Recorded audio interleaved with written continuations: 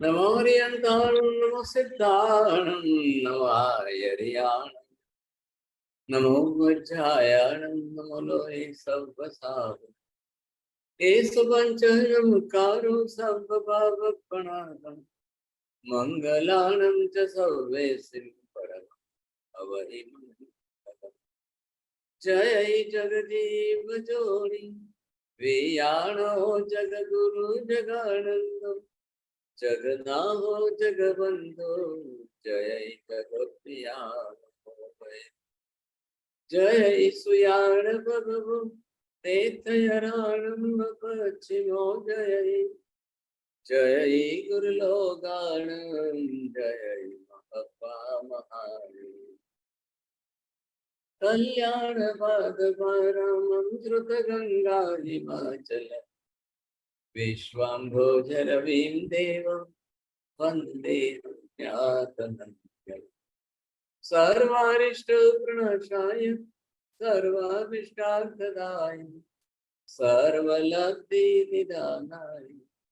श्रीगौतम स्वामिने श्रीसुधर्म स्वामिने अज्ञानतिमिरान्धानां ज्ञानाञ्जनशलाकया नेत्रमुन्मीलितं येन तस्मै श्री गुरवे नमः। धर्म लाभ बहुत बहुत आशीर्वाद। सभी को सादर जय जिनेन्द्र। गंधर्वात की 181वीं कक्षा में आप सभी का हार्दिक स्वागत है। हाँ, पूर्व कक्षा में हमने देखा था कि जिसमें ये देखा गया, महाराज साहब ने बताया कि प्रश्न शंका ज्ञान का विषय है या नहीं है, ये प्रश्न चल रहा था। उसके अंदर देखा कि शंका जो होती है वह ज्ञान का ही विषय है और ज्ञान हमेशा ज्ञेय पदार्थ का ही होता है और ज्ञेय जो होते हैं वे ज्ञान के ही होते हैं। फिर हमने देखा कि जो पृथ्वी पानी आदि जो भी है वे सब क्या है, ज्ञेय पदार्थ है और जो ज्ञेय पदार्थ है उनका अस्तित्व अवश्य होता है। जिसका अस्तित्व नहीं होता उनकी कभी शंका भी हम नहीं कर सकते। फिर हमने देखा प्रत्येक विषय में शंका जो हो सकती है, लेकिन क्या बताया था महाराज साहब ने, प्रत्येक विषय में शंका हो सकती है लेकिन हमारी स्वयं की आत्मा के ऊपर हम शंका नहीं कर सकते। ये दो प्रकार के होते हैं, दृष्ट और अदृश्य। दृष्ट के अंदर देखा था पृथ्वी पानी अग्नि वायु और अदृश्य के अंदर देखा था आकाश, जो इंद्रिय ग्राही नहीं है। पर हमने देखा जो दृष्ट पदार्थ में शंका नहीं होती क्योंकि वह तो दिखाई देता है, तो उसमें शंका करने की कोई आवश्यकता नहीं है। फिर ये व्यक्त स्वामी के साथ में बात चल रही थी, तब उन्होंने अगली बात में ये कह दिया कि हम तो पंच महाभूत को स्वप्नवत मानते हैं। तब महावीर स्वामी ने क्या क्या कहा कि जिनका अस्तित्व होता है उनका ही स्वप्न आता है, अर्थात उनकी बात को वहीं से सिद्ध कर दिया। मतलब क्या किया कि आपकी उनकी शंका में ही पदार्थों का अस्तित्व भी उन्होंने सिद्ध कर दिया। फिर महाराज साहब ने अंत में आधे आधार और आधे की बात की थी, जिसके अंदर ये चीज देखी गई थी, आधे है तो ही आधार निश्चित है, जहां जहां आधार है वहां वहां आधे है, ये निश्चित नहीं हो सकता। ये पूर्व कक्षा में हमने विशेष रूप से जाना था, आगे कक्षा की महाराज साहब से मिलेगा। पंच महाभूत के बारे में अब हम जिस प्रकार का जैसा विचार जो कर रहे हैं, तो आपको ये ख्याल होगा कि भाई आखिर एक बात है कि आपने पंच शब्द क्यों लगाया सत्य में। इधर तो आप ये कह रहे हो, आप शब्द रचना को पहले देख लो, आपको ख्याल आ जाएगा। जब इन्होंने कहा कि स्वप्नवत है और स्वप्न होने के कारण ये जो है अस्तित्व नहीं रखते हैं, महावीर स्वामी ने कहा नहीं, स्वप्न का अर्थ अस्तित्व का अभाव नहीं होता है। आपको स्वप्न में जो दिखाई दिया वो फुलफिल नहीं हुआ, वैसा बना नहीं, ये बात जरूर है। लेकिन इसका अर्थ ये नहीं होता है कि जो स्वप्न में नहीं दिखाई दिया या स्वप्न में दिखाई दिया वैसा हुआ नहीं, तो इसका मतलब ये नहीं होता है कि जगत में जो स्वप्न में आता है उसका अस्तित्व ही नहीं होता है, ऐसा नहीं होता है। अरे ये बात समझ में, तो यहाँ पर पहले इन दो बात को खड़ा कर रहे हैं, एक तो ये पंच की संख्या और दूसरी बात महाभूत। चलिए, आपने इन पांच को तो महाभूत बना दिया, तो क्या दूसरे अन्य लघु भूत है क्या, ये प्रश्न खड़ा किया है। लघु भूत वाले कौन है, कितने हैं, क्या लघु भूत की उनकी भी कोई संख्या है कि नहीं है। इधर भूत शब्द दिया है, तो क्या दुनिया के अंदर अभूत शब्द के वाच्य दूसरे कोई पदार्थ है कि नहीं है? अब अगर अभूत के लिए दूसरी संख्या वाची है तो उनकी भी संख्या बताइए साहब। अगर आप स्वप्न कहने से, शून्य कहने से या अस्तित्व का अभाव बताने से अगर आप कह रहे हो, तो फिर ये 5 की संख्या कहां से आई? तो और भी कुछ किसी का भी अस्तित्व संभव ही नहीं हो सकता है। अन्य और कौन है? अन्य और कितने हैं? अन्य और किन किन का अस्तित्व का अभाव आप सिद्ध कर रहे हो? दोनों बात देख लीजिए। आप पहले बताइए साहब। अभी हम स्वप्न से, शून्यता से, अस्तित्व के अभाव की बात कर रहे हैं, तो आपने 5 का ही अस्तित्व का अभाव किया है। तो ये संख्या आपने जिस तरह से, तो इस संख्या के व्यतिरिक्त अन्य और किसकी संख्या है? अन्य और कितनी संख्या है? अन्य और किसी वस्तुओं का अभाव है क्या? अब इसका जवाब ही नहीं है कुछ। भाई कुछ तो जवाब मिलना चाहिए। जब आपने इधर भूत शब्द दिया है, ध्यान रखिए, मैं आपको फिर से बता दूं कि इनके अंदर 3 शब्द हैं। ये शब्द और ये शब्द, 3 शब्द हैं सर। तो मुख्य विषय तो किसका होना चाहिए? मुख्य विषय तो भूत का होना चाहिए।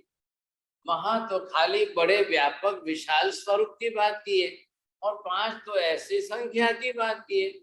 अगर आप अभाव सिद्ध करते हो और आपने पंच की संख्या का अभाव सिद्ध करते हो, ना कहते हो, तो पंच की संख्या के सिवाय अन्य और कौन कौन से हैं? वो कितने हैं?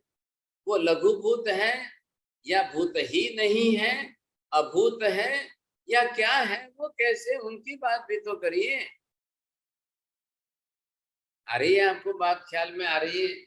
पहले इन शब्दों के अर्थ में जाइए आप, और फिर जो उन्होंने तरीका बताया है, जिस तरीके से वो अभाव सिद्ध कर रहे हैं, ख्याल आया कि नहीं?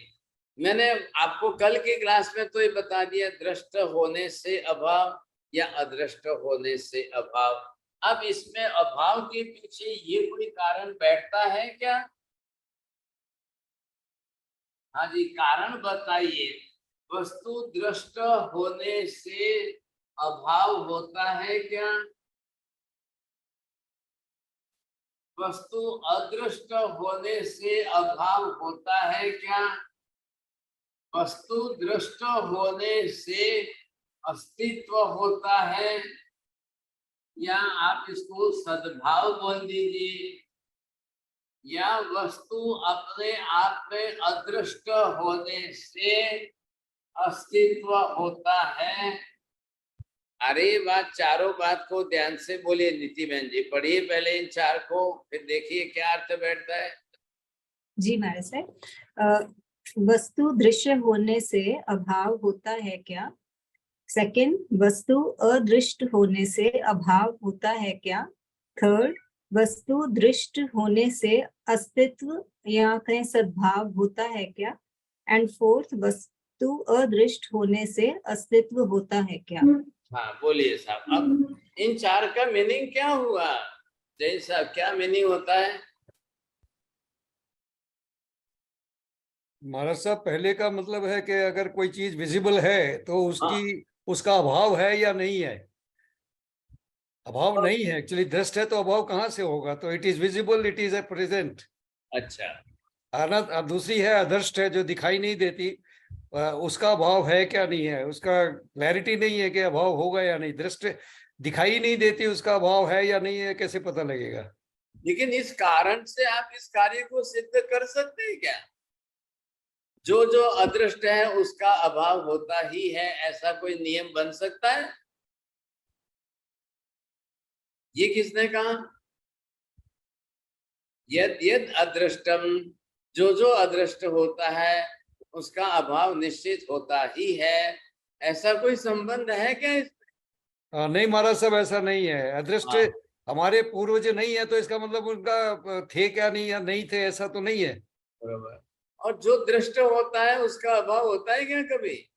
उसका नहीं होता महाराज साहब। अच्छा, और जो दृष्ट होता है उसका अस्तित्व उसका सद्भाव जिसको नहीं, कहते हैं। अस्तित्व होता है उसका।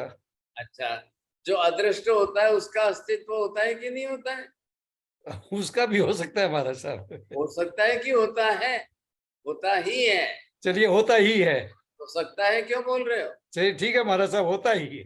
हाँ, अब आत्मा जो है अदृष्ट है, आकाश अदृष्ट है, धर्मास्तिकाय अदृष्ट है, अधर्मास्तिकाय अदृष्ट है, पुद्गल भी अदृष्ट है, और उसका अस्तित्व है। परमाणु के रूप में पुद्गल भी अदृष्ट है, ख्याल है, सूक्ष्म होने पर भी अदृष्ट है। ठीक तो है क्या महाराज। हो गया सोचिए। अरे भाई, आपने सुना है ना, भूत प्रेत भी अदृष्ट होते हैं। अब जब भूत प्रेत अदृष्ट है इसका मतलब उसका अभाव थोड़ी हो गए। नहीं महाराज साहब, सारे ठीक है, ठीक लगते हैं सब सेंटेंस। अदृष्ट होने का मतलब ये नहीं है कि जो आपको आंखों से दिखाई न दे उसका अभाव कह दो। तो ये पंच महाभूत जो है अंशाबेन, ये क्या दृष्ट है कि अदृष्ट है? ये पंच महाभूत में कुछ दृष्ट है, कुछ अदृष्ट है। कुछ कुछ मत बोलिए, फिगर बोलिए सीधा। हाँ हाँ, पंच महाभूत में वो लोग पृथ्वी, पानी, हाँ, चार है वो दृष्ट है, और एक जो आकाश है वो अदृष्ट है। बस, अब इसमें दृष्ट और अदृष्ट दोनों आ गए। तो आप दृष्ट से अदृष्ट का अभाव सिद्ध कर रहे हो कि अदृष्ट से दृष्ट का अभाव सिद्ध कर रहे हो? ऐसा कोई परस्पर का संबंध है क्या? आशा बहन जी बोलिए। जो दृष्ट है उससे अदृष्ट को हम सिद्ध कर सकते हैं। आप ये बात ही गलत है, पहले ध्यान दीजिए। दृष्ट से अदृष्ट को, अदृष्ट नहीं, से हाँ, दृष्ट को सिद्ध करना नहीं, या अपना कोई संबंध ही नहीं है। संबंध नहीं है, संबंध नहीं है। अब आत्मा अदृष्ट है और पुद्गल जो है वो दृष्ट है, क्या अभाव सिद्ध करेंगे, क्या अस्तित्व सिद्ध करेंगे? हाँ, अब ये ध्यान दीजिए, शरीर से आत्मा के अस्तित्व का सिद्ध करना हो तब जाकर मीना बहन जी कैसे करेंगे?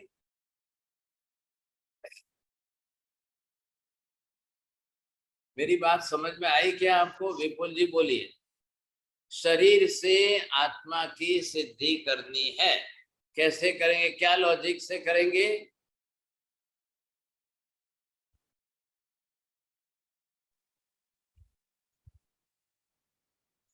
महाराज साहब, क्रिया जो क्रिया दिखाई दे रही है उसके कारण से सिद्ध करेंगे।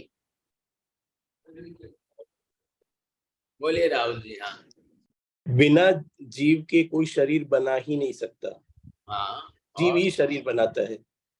और पहले अस्तित्व सिद्ध करना है। सुनिए, हाँ, इधर महाराज साहब बोल रहे हैं, सुन लो आपको क्या कह रहे हैं।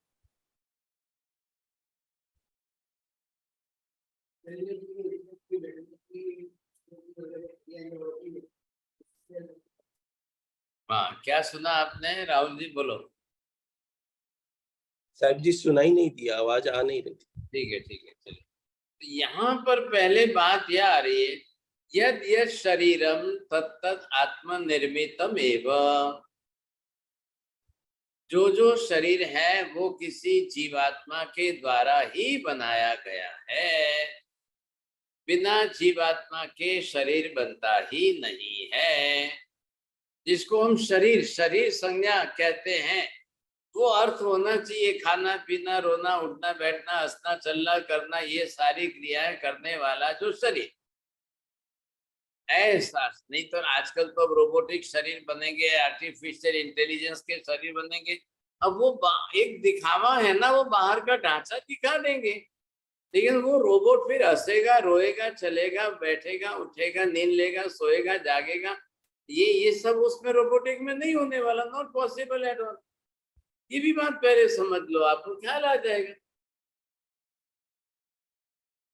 यह शरीरम, जिसको शरीर कहते हैं, अब शरीर की डेफिनेशन बनाइए। वैसे सचेतन मतलब सजीव आत्मा ने अपने रहने के लिए जो शरीर बनाया है वो, तो वैसा शरीर कभी जीवात्मा के बिना बन ही नहीं सकता है। बनने की बात आई, रहने की बात अलग है। आत्मा छोड़ के चला जाए तब भी वो शरीर रहता है। आत्मा शरीर के बिना भी रहती है, आत्मा शरीर में भी रहती है। आत्मा बिना शरीर के रहेगी तो मोक्ष में रहेगी, लेकिन शरीर आत्मा के बिना रहेगा या शरीर आत्मा के साथ रहेगा? तो रहने की बात आ गई तो शरीर आत्मा के साथ भी रहेगा और जीव आत्मा छोड़कर चली जाए। ये लोग अगर कोई अपने बॉक्स में उससे पैक करके रख ले तो रहेगा शरीर, लेकिन हाँ कहाँ किसका जाएगा, संज्ञा दी जाएगी, संबंध दर्शाया जाएगा कि जीव शरीर जो है उस जीवात्मा का ही है, यही छोड़कर गए हैं, इनका ही ये शरीर, नाम देना ही पड़ेगा, इनका बनाया हुआ है, इनका शरीर है ये। इसलिए शरीर कोई जीवात्मा के बिना अपने आप कभी बनता ही नहीं है। और जीवात्मा को शरीर बनाना है तो निश्चित रूप से 84 लाख योनियों में ही बनेगा, उसके सिवाय दूसरा कोई विकल्प ही नहीं है। इसलिए जीव को निश्चित किसी न किसी योनि में आना ही पड़ेगा। तो योनि स्थान है कि जहां जीव अपना शरीर बना सकता है बस। और योनि ऐसा स्थान है कि जिस योनि में जाएगा ठीक वैसा ही शरीर बनाएगा। दूसरी प्रकार से अलग, तीसरे प्रकार से शरीर नहीं बनता है, इसलिए योनि की जरूरत है। तो उसी योनि में जाएगा, उसी प्रकार का वैसा शरीर बनाएगा ऐसा। तो उसके लिए जब जीव है तो योनि निश्चित, जीव आत्मा नहीं है तो योनि भी जरूर नहीं है, जीव आत्मा है तो योनि निश्चित है।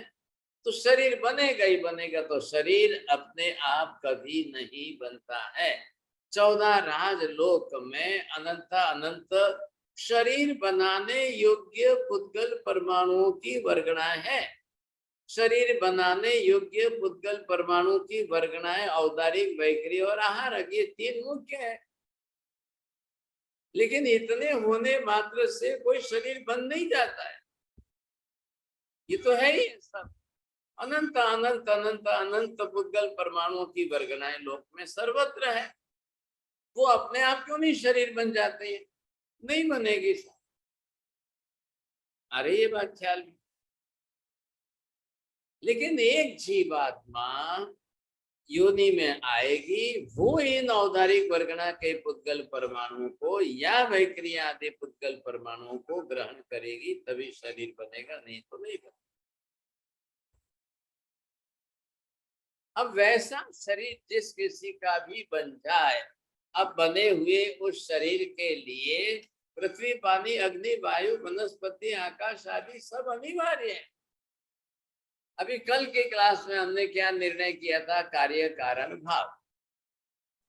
अरे ये बात ध्यान में, कल की बात तो नहीं भूल गए होंगे ना जोड़िया जी? अब बताइए, पंच महाभूत पृथ्वी, पानी, अग्नि, वायु, आकाश, ये कारण है कि कार्य है? ये महाराज कार्य है। किसके कार्य है? जीव के। ये जीव। हाँ बरोबर बरोबर, ये कारण नहीं है, स्वयं कार्य है। तो कारण कौन है इनका? जीवात्मा। जीव है तो जीवात्मा है। किसमें जीवात्मा है? अब इसके भूत भी है, अभूत भी है सब, तो दोनों यहाँ पर आपको दिए गए हैं। अब आपको ये देखना पड़ा है, अगर भूत न हो तो पृथ्वी, पानी, अग्नि, वायु, वनस्पति बन ही नहीं सकते। भूत मतलब यहाँ पर पहले ये अर्थ लेना है जीव। जीवात्मा न हो तो एक भी पृथ्वी, पानी, अग्नि, वायु, वनस्पति बन ही नहीं सकते। चलिए बना के बताइए आप।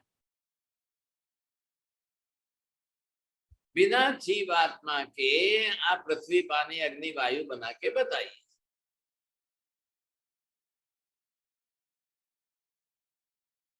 ऐसा आम के जैसा पेड़ आप कोई बना के दिखा सकते हो? गुलाब के फूल जैसा कोई आप जो है एक पौधा बनाकर बता सकते हो? दुनिया में कितनी इंडस्ट्री, कितनी फैक्ट्री लगेगी, कितने फ्लावर्स, कितनी जात के फ्लावर्स है, कितने डिफरेंट डिफरेंट क्वालिटी के फ्लावर्स है, कौन बना रहा है? कौन बना रहा है वहां जाकर के? आप कितनी फैक्ट्रियां लगाओगे? और जो फैक्ट्रियां लगा करके जो आर्टिफिशियल फ्लावर्स बनाएंगे, अब उसके अंदर कोई सुगंध आएगी नहीं, उसके अंदर वैसा कोई फ्लावर का गुणधर्म एक भी नहीं दिखाई देगा। लेकिन ये जो नेचर के अंदर, अब लोग क्या करते हैं, नेचर शब्द बोल देते हैं। अब मैं नेचर बोलूं तो कुछ लोग उसका ट्रांसलेशन करके कुदरत शब्द बोल देंगे, सा कुछ लोग ट्रांसलेशन करके प्रकृति शब्द बोल देंगे, अलग अलग लैंग्वेज के शब्द बोल देंगे। इससे क्या हो गया? तो वहां पर वो बोलते क्या है? कर्ता। कुदरत ने किया है, प्रकृति ने बनाया है, नेचर ने बनाया। अरे फिर नेचर में कर्ता भाव है क्या बनाने का? नेचर कुछ बनाती है क्या? नेचर ने कुछ बनाया है? या बनी बनाई चीज को नेचर कहते हो, या नेचर स्वयं कुछ बनाता है? मेहता जी बोलिए, आप ख्याल आएगा। नेचर में कर्ता भाव तो नहीं हो सकता है ना सर। हाँ, लेकिन नेचर नाम किसका दे रहे हो? नेचर कोई व्यक्ति है, नेचर कोई सत्ता है, नेचर कोई थर्ड एजेंसी है, नेचर कोई स्पिरिचुअल पावर है? नेचर है क्या? नेचर तो प्रकृति तो पृथ्वी पानी अग्नि वायु वनस्पति के सामूहिक संज्ञा है। अरे बात समझ में, ये तो सिर्फ एक समूहात्मक संज्ञा दी गई है। नेचर एक अकेली पृथ्वी को नेचर नहीं कहा है, नेचर एक अकेली पानी को नेचर नहीं कहा है, नेचर एक अकेली अग्नि को नेचर नहीं कहा है। और महाशब्द का अर्थ इसलिए उपयोग किया है कि व्यापक स्वरूप के अंदर होने के कारण महाशब्द दिया है, और कुछ नहीं है। भाई आप जहां जाओगे वहां पृथ्वी पृथ्वी पृथ्वी, जहां जाओगे पानी पानी पानी, जहां जाओगे हरियाली हरियाली हरियाली। ये आपको इतना लंबा चौड़ा विस्तार दिखाई देगा। आप लोगों को मालूम होगा ना, अमेज़न का जंगल एरिया लाखों स्क्वायर किलोमीटर में है, लाखों स्क्वायर किलोमीटर एरिया है अमेज़न का। तो लेकिन अब वहां पर जो है क्या है, आप बोलेंगे नेचर। नहीं नहीं, वहां कौन बनाता है? जंगल किसने बनाया? पहाड़ियां कितने बनाए? पानी कितने बनाए? नदियां झरने कितने बनाए? अब कौन नेचर आ गया रात को करने के लिए? वो कब बनाता है? रात को बनाता है कि दिन को बनाता है? किससे बनाता है? उसका रॉ मटेरियल क्या है? किसमें से बना रहा है? सब ये बातें हैं। इंग्लिश लैंग्वेज वालों ने नेचर शब्द का उपयोग किया, हिंदी संस्कृत लैंग्वेज वालों ने प्रकृति शब्द का, उर्दू लैंग्वेज वालों ने कुदरत शब्द का उपयोग किया है। कोई डिफरेंट लैंग्वेज से कुछ नहीं सिद्ध हो रहा है। अब सब लैंग्वेज वाले अपने अपनी भाषा में शब्द प्रयोग तो करेंगे ही करेंगे, उससे क्या हो गया? इससे कुछ नहीं होता है, वो तो उनको करना ही करना है। सवाल उसका नहीं है, सवाल अस्तित्व का आ रहा है, और परस्पर अस्तित्व का कार्य कारण भाव नहीं है। आपको समझ में आ रही है बात? बोलिए साहब, ये मैंने क्या बोला है मेहता जी? साहब जी, आपने बताया कि नेचर में जो संज्ञा यूज की है वो परस्पर स्वभाव में आती है, परस्पर के एक दूसरे के साथ में आती है। आप परस्पर एक दूसरे का कार्य कारण भाव नहीं है। पृथ्वी पानी का कार्य कारण भाव नहीं है, पानी पृथ्वी का कारण नहीं है, जन्य जनक भाव नहीं है। पृथ्वी पानी पदाता नहीं है, पानी पृथ्वी को बनाती नहीं है, पानी अग्नि को बनाता नहीं है, अग्नि पानी को बनाता नहीं है। ये परस्पर के जो है संबंध, वायु जो है वो किसी को नहीं बना रही है, ऐसे दूसरे कोई वायु को नहीं बना रहे था। फिर आकाश को कौन बनाने वाला है? क्या ये सब चारों जो आधे हैं रहने वाले हैं, अब वो चारों बन तो गए, अब बोले हमको कहाँ रहना है भाई, सब जगह दो हमको। तो ब्रह्मा जी ने बोला उनको, जाओ तुमको जहाँ रहना है वहां आकाश बना लो तुम अपना। अब ये जाएंगे बेचारे, कहाँ जाकर अपना आकाश बनाएंगे? थोड़ा सा ध्यान रखिए छोड़िया जी। देखिए, हिंदू धर्म के अंदर, वैदिक कल्चर के अंदर इनको देवता संज्ञा दी है। आपो देवता, अग्नि देवता, वायु देवता, इनको एक देवता की संज्ञा दी। अब क्यों दी है मुझे मालूम नहीं है, क्या सही है कि गलत है वो आप समझ लेना, लेकिन ये देते हैं। इन्होंने ऐसे कह करके, ये संज्ञा दे करके इन्होंने वहां पर अपनी तरह से ऐसे मंत्रोच्चार दिए हैं, और उन मंत्रोच्चारों के आधार पर ये यज्ञ याग होम हवन करते रहते हैं। सोचिए,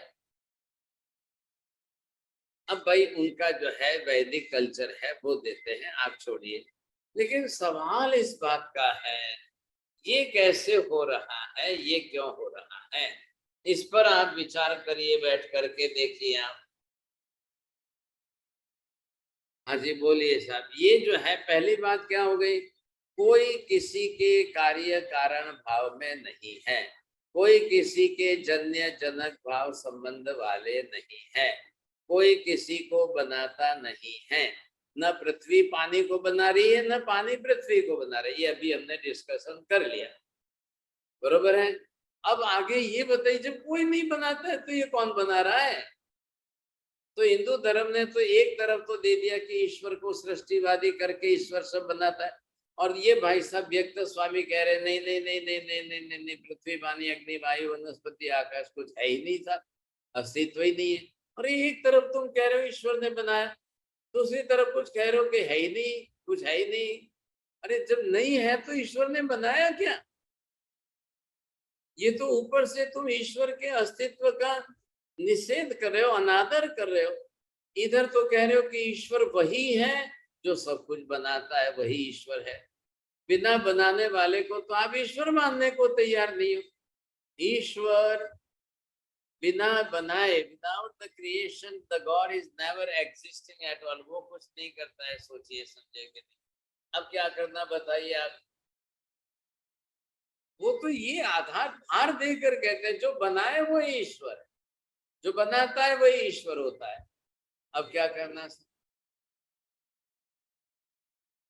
तो फिर इधर कहते हो पृथ्वी पानी अग्नि वायु, एक तरफ कहते हो सब ईश्वर ने बनाए, अब आप निषेध करके कह रहे हो कि नहीं नहीं नहीं नहीं नहीं नहीं, नहीं वो कुछ नहीं बनाता है। अच्छा वो कुछ अस्तित्व में ही नहीं है, पृथ्वी पानी अग्नि वायु का अस्तित्व ही नहीं है। तो ये क्या परस्पर आपको विरुद्ध वाक्य नहीं लग रहे? अब आकाश का भी निषेध कर दोगे तो ईश्वर क्या कर रहा है फिर? इन 5 महाभूतों को छोड़ दिया तो फिर ईश्वर क्या बना? बताइए आप। ये 5 अगर छोड़ दो, पंच महाभूत, ये ईश्वर नहीं बनाता है तो फिर क्या बनाता है ईश्वर? कोई नाम तो गिनाओ, फिर क्या बचेगा क्या? चलो आपने कह दिया इन 5 का तो अस्तित्व ही नहीं है। बोलिए, अगर ये पृथ्वी पानी अग्नि वायु आकाश कुछ भी नहीं है तो ईश्वर क्या बनाता है? फिर ईश्वर क्या बनाएगा? बहुत बड़ी समस्या है। एक भी देखिए बात किसकी चल रही है, एक परमानेंट बेसिक प्रिंसिपल बनाना है तो बात है। एक प्रिंसिपल अगर बनाना है, फिर एक प्रिंसिपल बनाने जाओ दूसरे 100 प्रिंसिपल टूट जाए, तो एक प्रिंसिपल को गलत सिद्ध हो जाए और दूसरे 100 प्रिंसिपल टूट जाए, तो एक प्रिंसिपल को सत्य सिद्ध करने जाओ दूसरे सिद्धांत तो सब टूट जाए, तो नुकसान कितना बड़ा होता है। ऐसा नहीं करना चाहिए, ये सही तरीका भी नहीं है। अरे ये बात समझ में, दोनों बात को ध्यान में रखिए। तो यहाँ पर आप पहले ये कहिए आपने पंच की संख्या क्यों दी? इधर मैंने आपको दृष्ट और अदृष्ट का कार्य कारण भाव बता दिया, ये भी बात नहीं बैठेगी। कोई दृष्ट के कारण अदृष्ट या अदृष्ट के कारण दृष्ट, ऐसा कोई कार्य कारण भाव बैठता नहीं है। कोई दो के बीच में कार्य कारण भाव या जन्य जनक भाव तो नहीं बैठेगा, ये बात तो निश्चित है साहब। अब इधर बताइए आप, ये फिर 5 का ही आपको अभाव क्यों दिख रहा है? क्या 5 के सिवाय अन्य सबका सद्भाव है? या 5 ही आपके स्वप्न में आते हैं? इन 5 के सिवाय का अन्य किसी का स्वप्न नहीं आता है? क्या लग रहा है आपको? बोलिए छोड़िए जी, बोलिए, बोलना पड़ेगा ना, ऐसी बात कैसे बैठेगी? नहीं मार साहब, 5 के बावजूद भी तो सपने आते हैं। हाँ 5 के सिवाय के अन्य जो स्वप्ने हैं तो वो उनकी सिद्धि होती है, इनका ही निषेध होता है। वो नहीं, कौन इनका से हैं? निषेध नहीं होगा। इनका निषेध कहाँ से होगा? 5 के सिवाय वाले वो अन्य कौन से हैं? और भी तो कई तरह के सपने आते रहते हैं ना वहां से। मैं ये कह रहा हूँ, मैं ये कह रहा हूँ 5 के सिवाय वाले अन्य कौन से हैं? एक तो बता ही नहीं रहे कोई। 6ठा बता दीजिए, 7वां बता दीजिए, 8वां बता दीजिए। उनका सत्वा भी 5 का अभाव, ये बात कैसे बैठेगी? आपको क्या उनके स्वप्न नहीं आए इसलिए उनका अस्तित्व है, और इन 5 का स्वप्न आया इसलिए आपका अस्तित्व का अभाव है? ऐसे नहीं होता है ना। आप भले किसी का निषेध करो, लेकिन निषेध करने के लिए भी कारण सही होना चाहिए। आप पहले ये समझिए। आप निषेध भी करो, कौन ना कहता है, कारण तो सही होना चाहिए ना।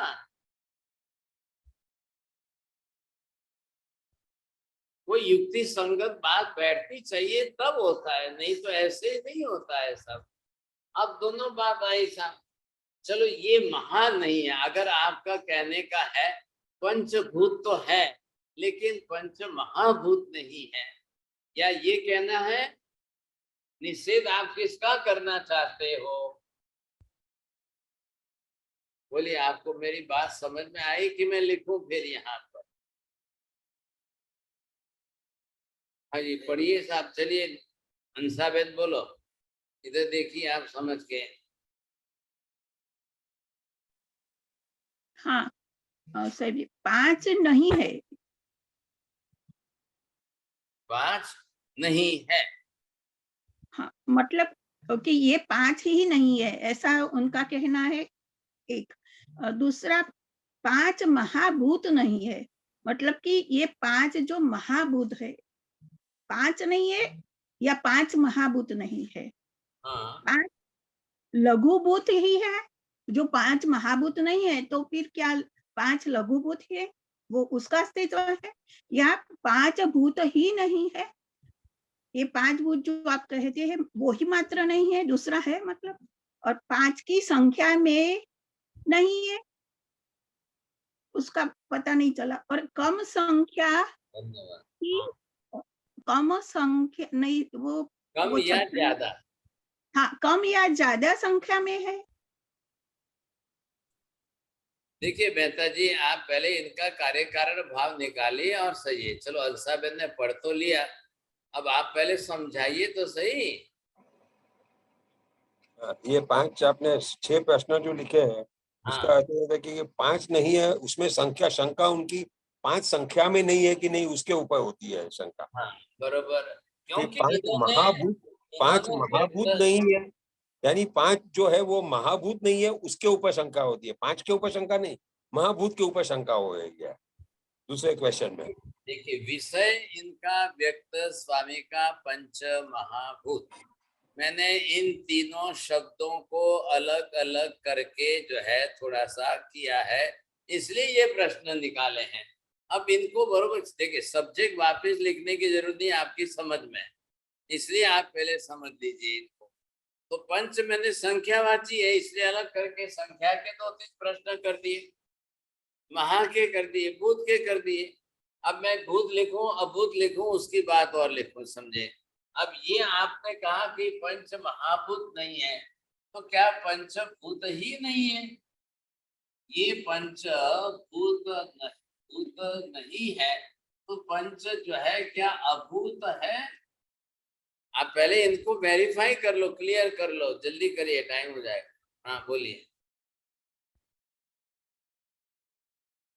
मेहता जी, बोलिए आप। देखिए हाँ तो इसमें जो कि तीसरा आपने बीच में लिखा साहब जी कि पंच अभूत है, यानी कि क्या पंच भूत नहीं है उसके ऊपर शंका है, तो क्या अभूत है वो उसके ऊपर शंका आ सकती है। फिर आपने बताया कि पंच लघु भूत ही है, यानी एक महाभूत नहीं है, यानी महा के ऊपर शंका है, तो क्या लघु भूत है, वो महा नहीं है तो क्या लघु भूत है, यानी उनका शंका महा और लघु के बीच में है।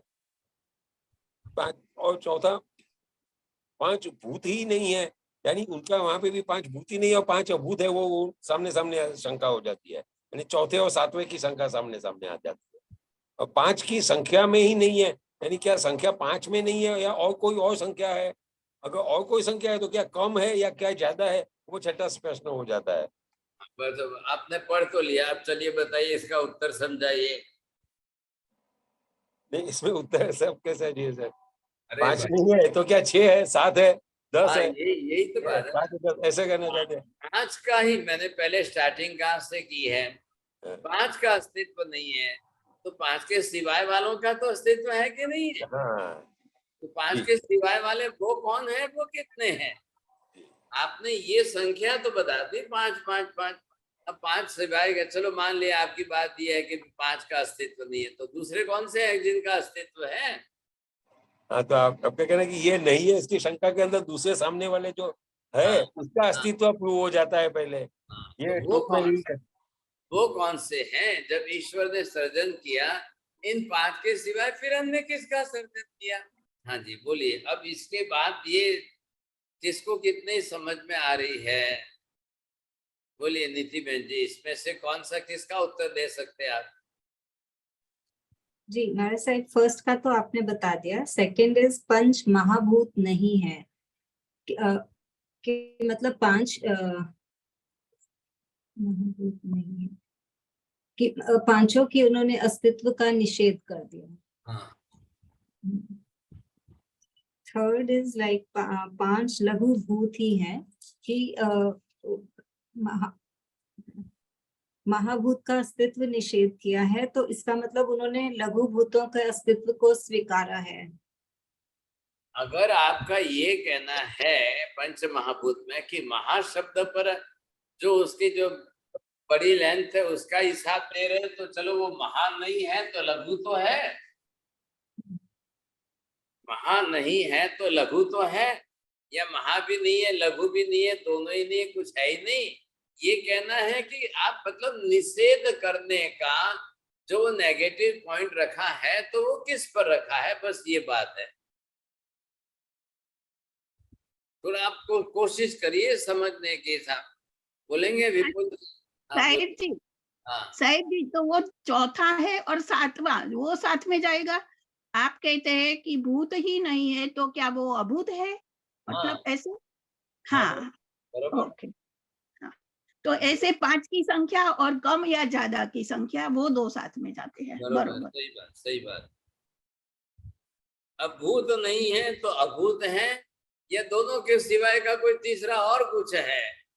मतलब ये नेगेटिव हो करके निषेध तो कर रहे हैं, लेकिन सामने पॉजिटिव पॉइंट में है क्या, कौन है, कैसा है, वो नहीं बता रहे हैं सर।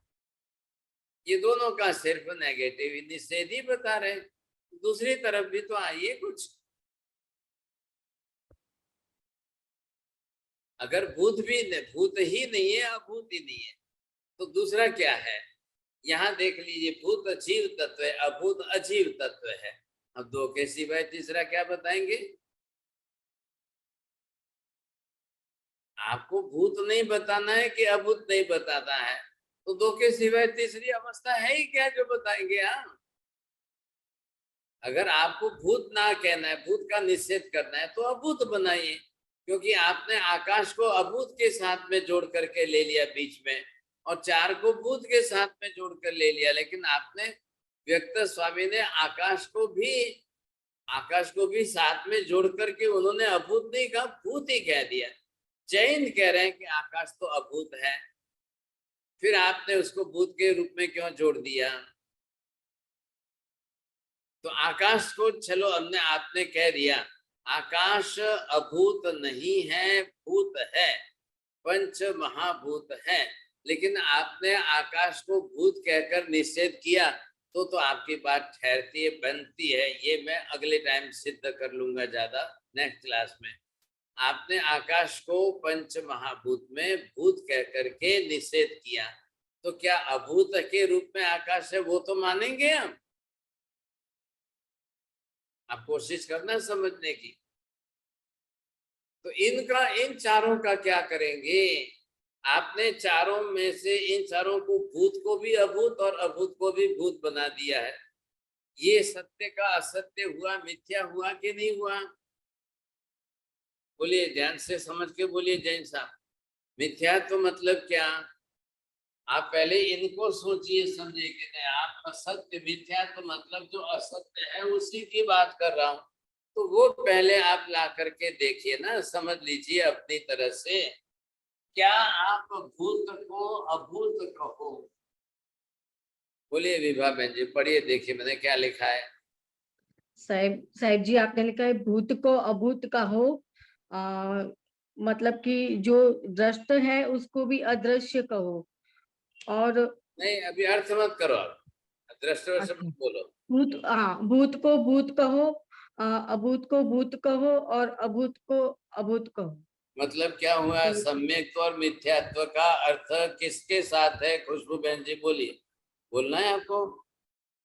साहिब जी, अभूत को पहला, भूत को अभूत कहना और अभूत को भूत कहना वो मिथ्यात्व रहेगा। तीसरा, अभूत को भूत कहना मिथ्यात्व रहेगा। हाँ, और सम्यक्त्व क्यों ना कह रहे हो? 2 and 4 सम्यक भूत को भूत कहना हाँ, और अभूत और अभूत को अभूत कहना। बस बरोबर है, ठीक है, इसमें क्या है, बरोबर है। तो ये देखिए, भूत मैंने अभी आपको बताया, पहले शब्दार्थ बैठा लो ना। ये भूत जो है ये जीव है और ये अजीव है। मैंने कल पहले भी कहा है, ये बहुत दिनों से क्लास चल रही है भाई, यहाँ पर ये कालवाची संज्ञा नहीं है। अरे ना बात समझे, अभूत आप ये कहोगे पास्ट टेंस या भूतकाल का या अभूत काल का, ये नहीं है। यहाँ चल रहा है, ये भूत शब्द के अर्थ में लेकर इसका निषेध कर रहे हैं, बस बात इतनी सी है। तो ये अगर भूत है तो अभूत है। अब आप भूत को अभूत तो नहीं कह सकते। इन्होंने क्या किया है, व्यक्त स्वामी ने, पहले बोलिए चोटिया जी, इन्होंने कहा कि इसमें गलती की है।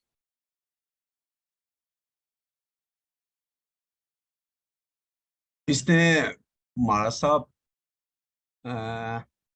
भूत को अभूत, अरे भाई साहब, क्या है पृथ्वी पानी अग्नि वायु जो है वो तो भूत है, उसको हाँ, उसमें ले लिया, अभूत में ले लिया है। इसको और भूत को और अभूत को भूत में ले लिया, आकाश को उन्होंने भूत में ले लिया। हाँ, ये बात है। आकाश क्या है, और उसने अभूत है, आकाश को जो है अभूत अभूत को भूत में ले लिया। हाँ, बस तो ये ध्यान रखिए ना, गलती कहाँ की है। एक सिद्धांत को गलत तरीके से प्रेजेंट करने में आपका पूरा गलत सिद्ध हो जाता है। ये क्यों नहीं समझते हो? आप पहले तो उसको जो है, वो भूत नहीं है, आकाश अभूत है, और उसको आपने पंच महाभूत में जोड़ करके भूत बना दिया। अब इसके बाद कह तो है ही नहीं, है ही नहीं। अरे फिर है क्या? फिर ये तो बताइए आप। ये देखिए, ये भी है ना मैथमेटिकल कैलकुलेशन के जैसा। एक थोड़ी सी गलती कहीं पर कर दो तो बाद में बड़ी तकलीफ हो जाएगी। हाँ, तो आप थोड़ी सी बात को बरोबर बैठा के रखिए, समझ करके रखिए। और अभी देखो, इन्होंने ये देखिए, जैन फाउंडेशन वाले हैं, ये लोग हमारी गणधरवाद की क्लास चला रहे हैं। इनको आप सभी धन्यवाद जरूर दीजिए। बहुत परिश्रम कर रहे हैं, बहुत मेहनत कर रहे हैं। और इतनी क्लासें आज दिन तक इन्होंने इतने विषय में कईयों की चला रहे हैं, इतनी क्लासें नहीं चलाई। आज ये 181वीं क्लास चला रहे हैं सर। बहुत बहुत धन्यवाद है जैन फाउंडेशन वालों को। चला है, और इतने 2-3 साल से चला रहे हैं, समझे। इन्होंने तो बड़ी अच्छी ग्रीन सिग्नल दिया है कि आप तो 10 साल तक चलाइए सब गणधरवाद को। अब देखिए, आप महाराज साहब लेक्चर भी लेके जा रहे हैं, आपके सारे ट्रांसक्रिप्ट बन रही हैं। हाँ, बहुत अच्छी बात है, धन्यवाद, बहुत अच्छा है। ये देखिए, मैं भी क्या करूं भाई साहब विपुल जी, अब विषय ही ऐसा है। अब क्या करें, तर्क युक्तियां न लगाएं तो लोगों को समझ में ही नहीं आएगा। अब जब तर्क युक्तियां लगाते हैं तो दिमाग घूमने लग जाता है, तो थोड़ी मेहनत करनी पड़ती है, बस और कुछ नहीं। अभी जैसे विपुल जी ने बताया कि देखिए, पहले गणधर इंद्रभूति के बारे में 108 क्लासें हुई, तो इन्होंने उसके विषय में परीक्षा रखी थी, प्रश्न पत्र निकाला था, सब कुछ किया था। अब ये इन्होंने निकाला है कर्मवाद का। क्योंकि दूसरे गंधर्व जो है अग्निभूति जी, उनके ऊपर कर्मवाद की बहुत क्लासें चलाई है इन्होंने। तो ये बड़ा ज्ञान का संग्रह कर रहे हैं ना, बड़ा खजाना हो रहा है इनके पास। अब आप लोगों को इन्होंने अनाउंस किया है कि आइए और ये इसके भी प्रश्नोत्तरी का अभ्यास करिए, आपका भी रिवीजन होगा। ये आपको सबकी समरी भी दे रहे हैं और फिर प्रिंट मटेरियल भी तैयार कर रहे हैं और रिकॉर्डिंग भी आपको सबके ऊपर दे रहे हैं। साहब ख्याल है कि नहीं? तो जरूर मेहनत करिए। अच्छा है, आपका भी कर्म सिद्धांत थोड़ा रिवीजन अच्छी तरह से हो जाए तो बड़ी अच्छी बात है। करिए कोशिश सब जने मिल करके। आज इन्होंने अनाउंस किया है, फिर ये कल परसों ग्रुप में डाल देंगे, आपको सबको मिल जाएगा। फिर फॉर्म भर दीजिए, फॉर्म भर के आप भी जो है इस पर करिए कोशिश, समझिए। जी विपुल जी, बहुत बहुत धन्यवाद, बहुत बहुत धन्यवाद। ये सब महाराज की कृपा है। बहुत बहुत धन्यवाद आपको, बहुत बहुत। आप जैन फाउंडेशन वालों को धन्यवाद बोलिए। विपुल जी एक संचालक है, इनकी बहुत बड़ी टीम है भाई साहब। रमेश जी बेंगलोर से है और इनकी संस्था बहुत बड़ी है, बेंगलोर बम्बई सब जगह से चला रहे, कोशिश कर रहे हैं साहब। नमो ओरियंताणम, नमो सिद्धाणम, नमो आर्यणम, नमो वच्छायाणम, नमो लोए सब्ब साहुणम, एसो पंच नमकारो सब्ब पापनाशम, मंगलानं च सर्वेसिं परमं हवै मंगलम्। मंगलम भगवान वीरो, मंगलम गौतम प्रभु, मंगलम स्थूलिभद्राद्या जैन धर्मस्तु मंगलम। चत्तारि मंगलम हरिहंता मंगलम, सिद्धा मंगलम, साहु मंगलम, केवली पन्नतो धम्मो मंगलम। चत्तारि लोकोत्तम, हरिहंता लोकोत्तम, सिद्धा लोकोत्तम, साहु लोकोत्तम, केवली पन्नतो धम्मो। चत्तारि शरणं प्रवज्जामि, हरिहन्ते शरणं प्रवज्जामि, सिद्धे शरणं प्रवज्जामि, साहु शरणं प्रवज्जामि, केवली पन्नतं धम्मं शरणं प्रवज्जामि। सर्वमंगल मांगल्यं सर्वकल्याण कारणं, प्रधानं सर्वधर्मा जैनं जयति शारदं।